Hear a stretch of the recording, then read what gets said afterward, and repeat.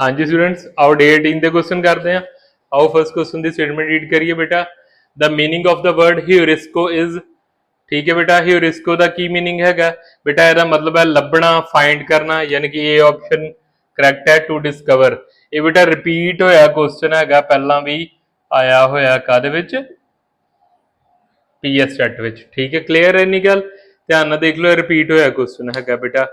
ठीक है, ਜਿਹੜਾ ਸੈਕਿੰਡ क्वेश्चन है यह भी कुछ हद तक रिपीट हैगा बेटा। ये भी जिहड़ी हैगी डिडक्टिव एंड इंडक्टिव अप्रोच, ये जिहड़ी हैगी है ये रिपीट होया क्वेश्चन है भी बेटा। मैं तुहानूं अगे भी दस्सिया ही बेटा, पीएस सेट विच जिहड़ा क्वेश्चन है ये रिपीट करते हैगे, सो इस करके पिछले क्वेश्चन एक बार कर लेने बेहतर हैगा। ठीक है, हुण देखो जरा सेकंड क्वेश्चन करते हैं। When one moves from specific examples to generalization in science he is using.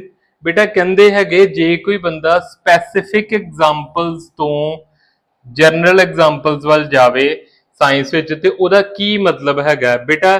ਜਦੋਂ ਆਪਾਂ ਸਪੈਸੀਫਿਕ ਤੋਂ ਜਨਰਲ ਜਾਣੇ ਹੈਗੇ ਆ, ਤੇ ਇਹ ਬੇਟਾ ਕਿਹੜੀ ਅਪਰੋਚ ਹੈਗੀ ਆ, ਇਹ ਇੰਡਕਟਿਵ ਅਪਰੋਚ ਹੈਗੀ ਹੈ। ਠੀਕ ਹੈ, ਬੀ ਆਪਸ਼ਨ ਕਰੈਕਟ ਹੈ। ਸਪੈਸੀਫਿਕ ਟੂ ਜਨਰਲ ਜਦੋਂ ਅਸੀਂ ਜਾਈਏ ਉਹਦਾ ਮਤਲਬ ਹੁੰਦਾ ਹੈਗਾ ਇੰਡਕਟਿਵ ਅਪਰੋਚ, ਯਾਨੀ ਕਿ ਸਪੈਸੀਫਿਕ ਰਿਜ਼ਲਟ ਕੱਢਣਾ, ਉਹਨੂੰ ਬਾਅਦ ਚ ਜਨਰਲਾਈਜ਼ ਕਰ ਦੇਣਾ ਵੀ ਇਹ ਇੰਨੀਆਂ ਚੀਜ਼ਾਂ ਤੇ ਅਪਲਾਈ ਹੋ ਸਕਦਾ ਹੈਗਾ। ਠੀਕ ਹੈ, ਬਟ ਜੇ ਅਸੀਂ ਕਰਦੇ ਆ ਬੇਟਾ ਜਰਨਲਾਈजेशन टू स्पैसिफिक वाल जाने तो वो बेटा डिडक्टिव अप्रोच होंगी है। ठीक है, याद रखना। ठीक है, इंडक्टिव अप्रोच है स्पैसिफिक टू जरनलाइजेशन, डिडक्टिव अप्रोच हैगी बेटा की जरनलाइजेशन टू स्पैसिफिक वाल नूं। ठीक है बेटा, क्लीयर है क्वेश्चन। आओ बेटा थर्ड क्वेश्चन करते हैं। ठीक है, the purpose of making education compulsory up to 10th class is to. ਕਹਿੰਦੇ ਹੈਗੇ ਜਿਹੜੀ 10th ਕਲਾਸ ਤੱਕ ਦੀ ਐਜੂਕੇਸ਼ਨ ਹੈਗੀ ਹੈ ਉਹ ਬੱਚਿਆਂ ਲਈ ਕੰਪਲਸਰੀ ਕਿਉਂ ਹੈ, ਉਹਦਾ ਪਰਪਸ ਕੀ ਹੈਗਾ ਬੇਟਾ। ਇਹ ਬੇਟਾ ਏ ਆਪਸ਼ਨ ਕਰੈਕਟ ਹੈ, ਇਨਕਲਕੇਟ ਰੈਸ਼ਨਲ ਟੈਂਪਰ। ਬੇਟਾ ਇਨਕਲਕੇਟ ਦਾ ਕੀ ਮਤਲਬ ਹੈ ਤੇ ਰੈਸ਼ਨਲ ਟੈਂਪਰ ਦਾ ਕੀ ਮਤਲਬ ਹੈ।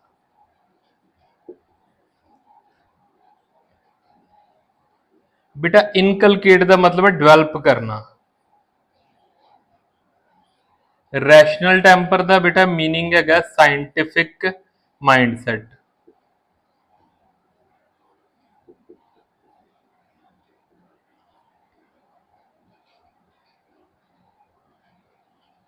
ठीक है, इनकलकेट का मीनिंग है बेटा डेवलप, उस तो बाद रैशनल टैंपर का मीनिंग है साइंटिफिक माइंडसैट, यानी कि 10th तक की पढ़ाई क्यों जरूरी है कि बच्चे दे जिहड़ा हैगा मन विच डेवलप करना, की डेवलप करना बच्चे विच डेवलप करना साइंटिफिक माइंडसैट। साइंटिफिक माइंडसैट का की मतलब है कि वो हर जिहड़ी जिंदगी विच प्रॉब्लम आउंदी है जां किसी भी चीज़ नूं देखे तो साइंटिफिक नज़रिए नाल देखे, यानी कि लॉजिकली देखे, जिहड़ा हैगा इलॉजिकली ना देखे, हर चीज़ दे विच कोई ना कोई लॉजिक फाइंड करे। ठीक है बेटा, हाँ जी स्टूडेंट्स, एक बार जो तीनों क्वेश्चन देख लो, स्क्रीनशॉट ले लो, दैन बेटा असीं करते हैं नैक्सट क्वेश्चन बेटा। ठीक है बेटा, हाँ जी स्टूडेंट्स, आओ फोर्थ क्वेश्चन करते हैं। आओ स्टेटमेंट रीड करिए।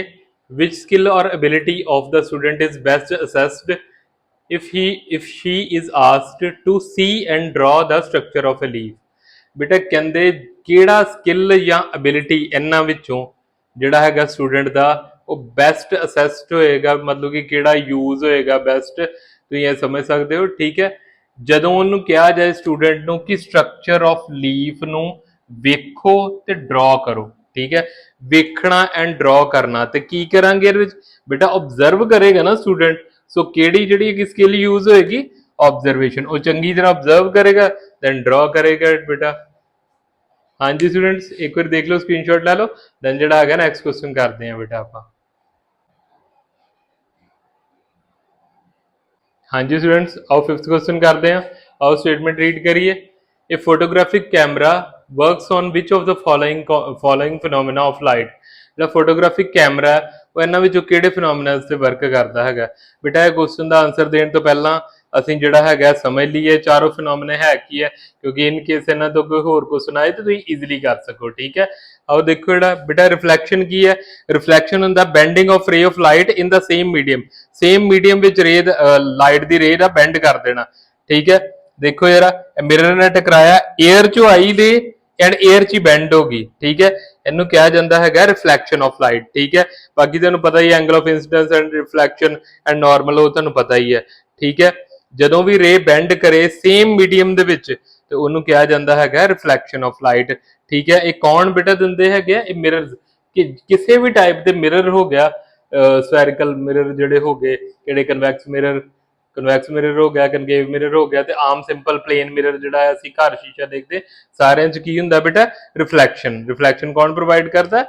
ਮਿਰਰਸ। ਠੀਕ ਹੈ, ਹੁਣ ਦੇਖੋ ਜਿਹੜਾ ਬੀ ਆਪਸ਼ਨ ਇਹ ਹੈ ਬੇਟਾ refraction of light. ਰਿਫਰੈਕਸ਼ਨ we bending ਹੀ ਹੈ ਬੇਟਾ, ਬੈਂਡਿੰਗ ਆਫ ਰੇ ਆਫ ਲਾਈਟ, ਬਟ ਉਹ ਹੈਗਾ ਸੀ ਸੇਮ ਮੀਡੀਅਮ ਹੈ ਰਿਫਲੈਕਸ਼ਨ, ਇਹ ਹੈਗਾ ਡਿਫਰੈਂਟ ਮੀਡੀਅਮ ਵਿੱਚ। ਠੀਕ ਹੈ, ਡਿਫਰੈਂਟ ਮੀਡੀਅਮ 'ਚ ਕਿਸ ਤਰ੍ਹਾਂ? ਇਹ ਦੇਖੋ 에ਅਰ ਮੀਡੀਅਮ ਹੈ, ਇਹ ਕੀ ਹੈ? Glass medium.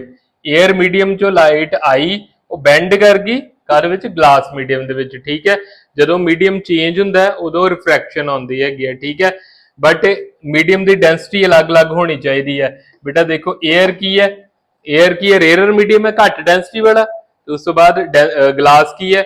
ਜ਼ਿਆਦਾ ਡੈਂਸਿਟੀ ਵਾਲਾ। ਜ਼ਿਆਦਾ ਡੈਂਸਿਟੀ ਵਾਲੀ ਮੀਡੀਅਮ ਨੂੰ ਕਹਿੰਦੇ ਡੈਂਸਰ, ਘੱਟ ਡੈਂਸਿਟੀ ਵਾਲੇ ਨੂੰ ਕਹਿੰਦੇ ਆ ਰੇਅਰਰ। ਠੀਕ ਹੈ, ਕਲੀਅਰ ਹੈ ਬੇਟਾ। ਜਦੋਂ ਵੀ ਆਪਾਂ ਘੱਟ ਡੈਂਸਿਟੀ ਮਤਲਬ ਘੱਟ ਭੀੜ, ਜ਼ਿਆਦਾ ਡੈਂਸਿਟੀ ਮਤਲਬ ਜ਼ਿਆਦਾ ਭੀੜ, ਘੱਟ ਭੀੜ ਚੋਂ ਜ਼ਿਆਦਾ ਭੀੜ ਵੱਲ ਨੂੰ ਜਾਈਏ ਤਾਂ ਸਪੀਡ ਕੀ ਕਰੇਗੀ? ਸਲੋ ਹੋਏਗੀ। ਠੀਕ ਹੈ, ਸੋ ਇਸ ਕਰਕੇ ਇਹਨੇ ਜਾਣਾ ਸੀ ਬੇਟਾ ਇੱਧਰ ਨੂੰ, ਇੱਥੋਂ ਤੱਕ, ਬਟ ਮੀਡੀਅਮ ਦੀ ਡੈਂਸਿਟੀ ਜ਼ਿਆਦਾ ਉਹਦੇ ਕਰਕੇ ਸਪੀਡ ਸਲੋ ਹੋ ਗਈ, ਇਟ ਟੁਵਾਰਡਸ ਦਾ ਨਾਰਮਲ ਬੈਂਡ ਹੋ ਗਈ, ਨਾਰਮਲ ਦੇ ਵੱਲ ਨੂੰ ਬੈਂਡ ਹੋ ਗਈ। ਠੀਕ ਹੈ, ਸਮਝ ਲੱਗੀ ਹੈ? ਠੀਕ ਹੈ, ਜਦੋਂ ਵੀ ਰੇਅਰਰ ਟੂ ਡੈਂਸਰ ਜਾਵੇ ਟੁਵਾਰਡਸ ਨਾਰਮਲ ਬੈਂਡ ਕਰਦੀ ਹੈ, ਜਦੋਂ ਡੈਂਸਰ ਟੂ ਰੇਅਰਰ ਜਾਏ, ਠੀਕ ਹੈ, ਉਦੋਂ ਅਵੇ ਫਰਮ ਨਾਰਮਲ ਬੈਂਡ ਕਰਦੀ ਹੈ, ਕਿਉਂਕਿ ਡੈਂਸਰ ਕੀ ਹੈ? ਘੱਟ ਜ਼ਿਆਦਾ ਭੀੜ ਵਾਲਾ। ਉਸ ਤੋਂ ਬਾਅਦ ਕੀ ਹੈ? ਰੇਅਰਰ ਕੀ? ਘੱਟ ਭੀੜ ਵਾਲਾ। ਜਦੋਂ ਜ਼ਿਆਦਾ ਭੀੜ ਤੋਂ ਘੱਟ ਭੀੜ ਵੱਲ ਜਾਈਏ ਦੈਨ ਸਪੀਡ ਤੇਜ਼ ਹੋ ਜਾਂਦੀ ਹੈ। ਇਹ ਬੇਟਾ ਮੀਡੀਅਮ ਜਦੋਂ ਜਿਹੜਾ ਮੀਡੀਅਮ ਚੇਂਜ ਕਰਦੇ ਉਹਦਾ ਜਿਹੜੀ ਸਪੀਡ ਚੇਂਜ ਹੁੰਦੀ ਹੈ ਉਹਦੇ ਤੇ ਡਿਪੈਂਡ ਕਰਦਾ ਹੈਗਾ ਇਹ ਰਿਫਰੈਕਸ਼ਨ ਆਫ ਲਾਈਟ। ਠੀਕ ਹੈ ਬੇਟਾ, ਕਲੀਅਰ ਹੈ ਬੇਟਾ? ਰਿਫਰੈਕਸ਼ਨ ਦਾ ਸਿੰਪਲ ਮੀਨਿੰਗ ਹੈ ਪਾਸ ਕਰਨਾ ਕਿਸੇ ਵੀ ਚੀਜ਼ ਚੋਂ। ਠੀਕ ਹੈ, ਪਾਸ ਕਰਨਾ। ਠੀਕ ਹੈ, ਜਿਹੜੇ ਮਟੀਰੀਅਲ ਚੋਂ ਪਾਸ ਹੋ ਜਾਂਦੀ ਲਾਈਟ ਉਹ ਰਿਫਰੈਕਸ਼ਨ ਸ਼ੋ ਕਰ ਸਕਦਾ ਹੈਗਾ। ਠੀਕ ਹੈ, ਦੇਖੋ ਸਾਰੇ ਲੈਂਸਸ ਵਿੱਚੋਂ ਪਾਸ ਹੋ ਜਾਂਦੀ, ਲੈਂਸ ਕਨਕੇਵ ਹੋਏ ਲੈਂਸ ਜਾਂ ਕਨਵੈਕਸ ਲੈਂਸ ਹੋਏ, ਦੋਨਾਂ ਚੋਂ ਪਾਸ ਹੋ ਜਾਂਦੀ ਹੈ ਕਿ ਲਾਈਟ, ਇਸ ਕਰਕੇ ਦੋਨੋਂ ਕੀ ਕਰਦੇ ਹੈਗੇ? ਰਿਫਰੈਕਸ਼ਨ ਸ਼ੋ ਕਰਦੇ ਆ।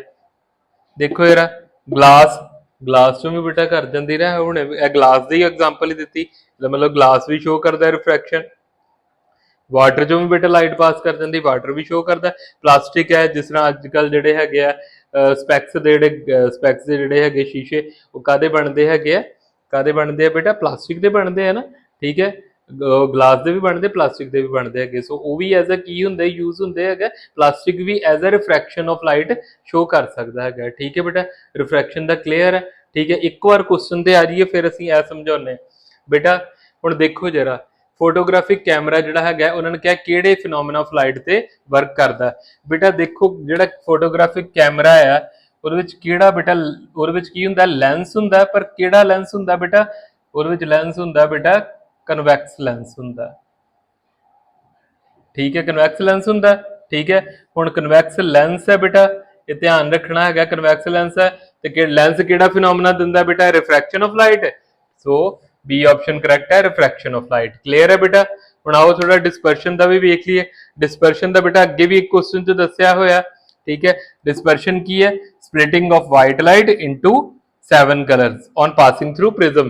ਜਦੋਂ ਵੀ ਲਾਈਟ ਪ੍ਰਿਜ਼ਮ ਚੋਂ ਪਾਸ ਕਰਦੀ ਹੈ, ਠੀਕ ਹੈ, ਵਾਈਟ ਲਾਈਟ ਮਤਲਬ ਕਿ ਸਨਲਾਈਟ, ਜਦੋਂ ਵੀ ਸਨਲਾਈਟ ਜਿਹੜੀ ਪਾਸ ਕਰਦੀ ਹੈ ਪ੍ਰਿਜ਼ਮ ਵਿੱਚੋਂ ਜਾਂ ਪ੍ਰਿਜ਼ਮ ਵਰਗੇ ਮਟੀਰੀਅਲ ਵਿੱਚੋਂ, ਦੈਨ ਉਹ ਕੀ ਹੈਗੀ? 7 ਕਲਰਸ ਵਿੱਚ ਜਿਹੜੀ ਹੈਗੀ ਹੈ ਹੋ ਜਾਂਦੀ ਹੈਗੀ, ਸਪਲਿਟ ਹੋ ਜਾਂਦੀ ਹੈਗੀ ਹੈ। ਠੀਕ ਹੈ, ਨੀਚੇ ਸਭ ਤੋਂ ਹੁੰਦਾ ਵਾਇਲਟ, ਉੱਪਰ ਸਭ ਤੋਂ ਹੁੰਦਾ ਰੈੱਡ। ਰੈੱਡ ਦੀ ਵੇਵਲੈਂਥ ਸਭ ਤੋਂ ਜ਼ਿਆਦਾ ਜਲਦੀ ਨਜ਼ਰ ਆ ਜਾਂਦਾ, ਇਸ ਕਰਕੇ ਡੇਂਜਰ ਸਿਗਨਲ ਜਿਹੜੇ ਹੈਗੇ ਰੈੱਡ ਕਲਰ ਦੇ ਹੁੰਦੇ ਆ। ਨੀਚੇ ਕੀ ਸਭ ਤੋਂ? ਵਾਇਲਟ ਦੀ ਸਭ ਤੋਂ ਜਿਹੜੀ ਹੈਗੀ ਹੈ ਘੱਟ ਹੁੰਦੀ ਹੈਗੀ ਹੈ ਵੇਵਲੈਂਥ। ਠੀਕ ਹੈ, ਕਲੀਅਰ ਹੈ? ਵਿਬਗਿਓਰ ਪੈਟਰਨ ਹੁੰਦਾ। ਠੀਕ ਹੈ, ਰੇਨਬੋ ਫਾਰਮੇਸ਼ਨ ਲਈ ਇਹ ਫਿਨੋਮੀਨਾ ਜਿਹੜਾ ਹੈਗਾ ਰਿਸਪੌਂਸਿਬਲ ਹੈ ਰੇਨਬੋ ਲਈ। ਠੀਕ ਹੈ, ਡਿਸਪਰਸ਼ਨ ਆਫ ਲਾਈਟ। ਹੁਣ ਦੇਖੋ ਬੇਟਾ, ਸਕੈਟਰਿੰਗ ਸਿੰਪਲੀ ਕੀ ਹੈਗਾ? ਲਾਈਟ ਦਾ ਸਪਰੈਡ ਹੋਣਾ, ਫੈਲਣਾ। ਠੀਕ ਹੈ, spreading of light in different direction ਵਿੱਚ ਫੈਲਣਾ ਲਾਈਟ ਦਾ ਜਦੋਂ ਉਹ ਹਿੱਟ ਕਰਦੀ ਹੈ ਸਮਾਲ ਪਾਰਟੀਕਲਸ ਵਿੱਚ। ਠੀਕ ਹੈ, ਕਲੀਅਰ ਹੈ ਬੇਟਾ? ਸਕਾਈ ਜਿਹੜਾ ਬਲੂ ਹੁੰਦਾ ਉਹਦਾ ਕਾਰਨ ਕੀ ਹੈ? ਸਕੈਟਰਿੰਗ ਆਫ ਲਾਈਟ ਹੀ ਹੈ। ਠੀਕ ਹੈ ਬੇਟਾ? ਹਾਂਜੀ ਸਟੂਡੈਂਟਸ, ਇੱਕ ਵਾਰੀ ਦੇਖ ਲਓ ਸਾਰਾ ਕੁਐਸਚਨ, ਸਕਰੀਨਸ਼ਾਟ ਲੈ ਲਓ ਬੇਟਾ। ਜੇ ਕੋਈ ਪ੍ਰੋਬਲਮ ਹੈ ਕਮੈਂਟ ਕਰ ਸਕਦੇ ਹੋ ਬੇਟਾ। ਠੀਕ ਹੈ ਬੇਟਾ? ਹਾਂਜੀ ਬੇਟਾ, ਅੱਜ ਦੇ 5 ਦੇ 5 ਕੁਐਸਚਨ ਅਸੀਂ ਕਰ ਲਿਆ। ਫਿਰ ਵੀ ਜੇ ਤੁਹਾਨੂੰ ਕੋਈ ਪ੍ਰੋਬਲਮ ਹੈ ਤਾਂ ਕਮੈਂਟ ਕਰ ਸਕਦੇ ਹੋ ਬੇਟਾ। ਠੀਕ ਹੈ ਬੇਟਾ? ਹੁਣ ਮਿਲਦੇ ਆ ਨੈਕਸਟ ਵੀਡੀਓ ਵਿੱਚ। ਉਦੋਂ ਤੱਕ ਤੁਸੀਂ ਕੀ ਕਰਨਾ ਬੇਟਾ, ਵੀਡੀਓ ਨੂੰ ਲਾਈਕ ਕਰ ਦਿਓ ਐਂਡ ਚੈਨਲ ਨੂੰ ਸਬਸਕ੍ਰਾਈਬ ਕਰ ਦਿਓ। ਆਲ ਦਾ ਬੈਸਟ ਬੇਟਾ, all the best for your exam and God bless you students.